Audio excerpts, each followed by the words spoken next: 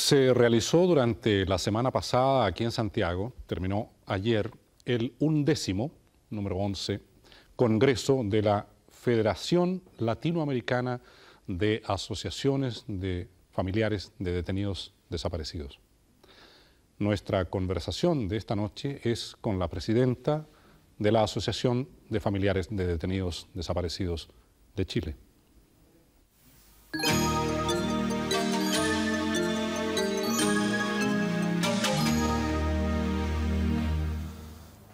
Señora Sierra, en lo referente a detenidos desaparecidos, ¿cuál es su historia? Bueno, yo tengo a mi esposo, Waldo Pizarro Molina, detenido y desaparecido desde el 15 de diciembre de 1976. ¿Usted conoce las circunstancias en que sucedió esto? Sí, él fue ese día como a las 5 de la tarde a cortarse el pelo en la Plaza Egaña con mi hijo mayor. Y como media hora antes él se retiró, venía a ver una serie de televisión. ¿Su hijo? Él, mi hijo. Y él tenía que llegar como a las 8 o 9 de la noche y no llegó. Y fue muy extraño eso para mí porque nunca lo hacía durante los años que llevábamos de casado. Y como no llegó en toda la noche, yo salí a averiguar qué pasaba. Y, primero que nada, fui a la vicaría a presentar un recurso de amparo y ahí me encontré con otras personas que durante el día también no habían llegado familiares de ellos. Perdón, ¿su marido era miembro del Partido Comunista de Chile? Sí, él era miembro del Comité Central, por eso yo siempre vivía preocupada de su llegada. Bien, y posteriormente, ¿qué logró averiguar usted? Yo entonces, después que presenté el recurso de amparo, fui al lugar donde fue a cortarse el pelo y de ahí me dijeron que había salido a la hora que mi hijo había indicado. Seguí por la misma dirección y llegué a una panadería que hay a la entrada venía Larraín.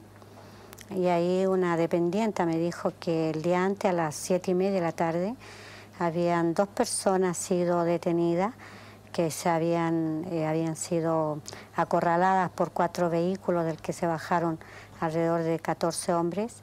Lo encapucharon, les pegaron con metralleta en la cabeza al resistirse ellos y de ahí los introdujeron en autos diferentes y nunca más supe de él. ¿Nunca más? Nunca más. Quedó sangre en el lugar como testimonio de la crueldad con que actuaron. Pero había testigos. Las personas que me dijeron en la panadería y vecinos de la cuadra, porque todos lo presenciaron, fue muy brutal y estas personas me contaron todos los detalles, pero nunca quisieron ir al tribunal a declarar. Después el ministro Carlos Cerda, que llevó el proceso, logró determinar que en el secuestro de 13 personas, 13 militantes del Partido Comunista que habían sido secuestrados el día anterior, había actuado el Comando Conjunto, que era un comando integrado por las Fuerzas Armadas, tanto de Carabineros, Ejército, Investigaciones y la DINA. ¿La desaparición de su marido bajo tales circunstancias ha traído alguna consecuencia de tipo psicológico, por ejemplo, a sus hijos? En los primeros años sí, bastante grave, especialmente a mi hijo mayor. ¿El que estaba con él ese día? El que estaba con él porque él por muchos años sintió que él era responsable de la detención de su padre porque no se quedó a acompañarlo. Él decía, si yo hubiera estado con él, a lo mejor no se lo habrían llevado. Felizmente, por esa providencia, él se vino a la casa porque a lo mejor yo tendría que lamentar también la desaparición de mi hijo. Y eso a él le costó tratamiento con psicólogo porque no se podía recuperar. Estuvo por años que no quería estudiar, no quería leer, no quería ver televisión, que eran las cosas que a él más le gustaban, como un castigo que él se quiso dar por lo que había pasado. Han pasado muchos años desde entonces, señora Sierra, y la situación del país ha cambiado el régimen. ¿Cuál es la situación para usted ahora? Mire, la situación mía, como la de todos los familiares de detenidos desaparecidos, es la misma que vivíamos antes de que asumiera el gobierno de Patricio Aylwin. Nosotros no sabemos dónde están nuestros familiares, sabemos de los responsables, pero ha pasado 1 año y casi 6 meses de gobierno democrático y no hay ningún represor que haya sido llevado a tribunales que nos pueda decir qué pasó con los nuestros, qué hicieron con los nuestros. ¿No le resulta a usted satisfactorio pues el informe Rettig, por ejemplo? Creo que fue muy importante y lo valoramos mucho porque permitió que el país conociera de esta verdad que por muchos años se negó, que por muchos años se nos trató de que nosotros éramos parte de una campaña montada para desprestigiar el régimen del señor Augusto Pinochet, pero que con el informe Rettig quedó demostrado que no era así, que al contrario habían pruebas indesmentibles que nuestros familiares habían sido secuestrados por organismos de seguridad y que por esa razón se encontraban desaparecidos. Pero aparentemente a ustedes no les basta eso. ¿Qué desean? No, porque se reconoce que pasó, o sea, se reconoce que están desaparecidos, pero nosotros no sabemos qué pasó con ellos. El informe también llega a determinar que están todos muertos, pero una muerte en cualquier país civilizado de la Tierra se certifica con los restos, con el cadáver. Y nosotros no sabemos de más de 1000 detenidos desaparecidos. De lo que se ha encontrado en las fosas clandestinas, solo alrededor de 80 corresponden a detenidos desaparecidos. El resto no sabemos qué pasó con ellos. ¿Qué desearían ustedes concretamente entonces? Nosotros exigimos que los responsables digan dónde están los nuestros, qué hicieron con nuestros familiares después que los secuestraron y que la justicia cumpla su papel.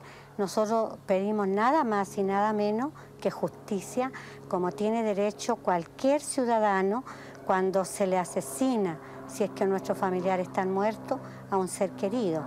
¿Cree usted en la reconciliación nacional, señora Sierra? Yo creo en la reconciliación nacional, pero en la medida que hayan gestos, en la medida que hayan acciones que indiquen que todos queremos reconciliarnos, porque a veces se habla de reconciliación nacional y solo se nos pide a los familiares de las víctimas que nos reconciliemos, que olvidemos, pero creo que la reconciliación nacional es más que eso. Es justicia social, es justicia en general, es dignificar al ser humano, es entender que para que nosotros podamos confiar unos en los otros, tengamos todos que hacer gestos, no solo algunos. A nosotros nos ha tocado durante muchos años ser los que tengamos que tener la paciencia, la esperanza, pero ya estamos desesperanzados. ¿Cómo enjuicia usted, porque ya me habló del Poder Judicial, a los otros poderes del Estado en este último año y medio en su actitud frente a lo que estamos conversando específicamente? Creo que no ha habido cambio. El Poder Judicial sigue aplicando la ley de amnistía. Ese es el Poder Judicial, pero los otros poderes. El Parlamento, los parlamentarios, especialmente la Concertación, se comprometieron con nosotros, los familiares, hay compromisos firmados públicamente de que, por ejemplo, iban a anular la ley de amnistía que impide la investigación y el poder saber qué pasó con nuestros familiares, y ahora nos dan miles de excusas de que no se puede. Y yo creo que si hay voluntad, se pueden buscar los caminos. Y si no se pudiera, se debiera de tener la valentía y también la consecuencia de decirnos a nosotros y al país: no podemos anular la ley de amnistía porque lo impiden o las leyes de amarra o las trabas o los senadores designados, cualquiera que sea la explicación, pero que nosotros la conozcamos. El Ejecutivo también, en la medida de lo que han sido las conversaciones, también todos en este país están conscientes de que aquí hay una deuda con nosotros, pero se es prudente para todo y nosotros creemos que no se es prudente con los responsables. Por ejemplo, a nosotros no nos parece que se tenga que compartir en lo ocurro, por ejemplo, todo desde el presidente de la República, con una persona que es capaz de tratar a nuestros familiares como lo hizo días antes el general Pinochet.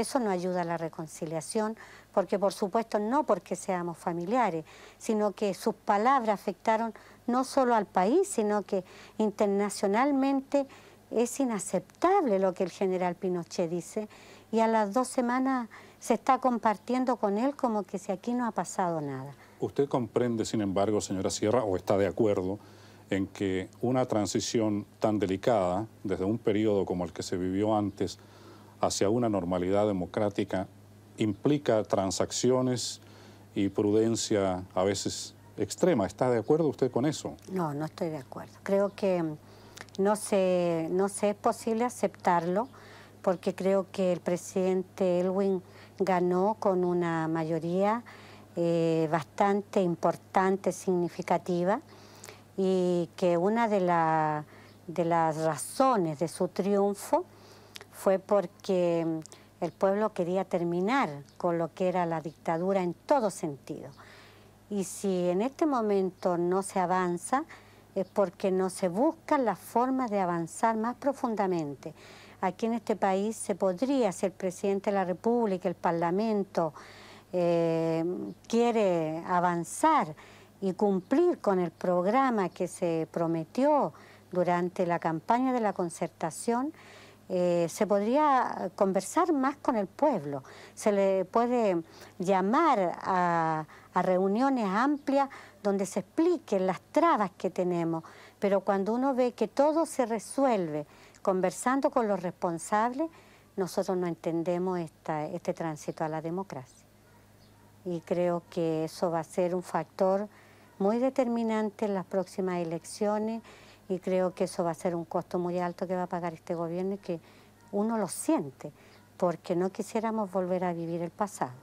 Eso creo que todos los chilenos lo tenemos claro, pero en la medida que somos consecuentes, el pueblo va a acompañarnos, pero si no somos consecuentes, no nos va a acompañar, porque el pueblo tiene mucha esperanza todavía y es tiempo de enmendar.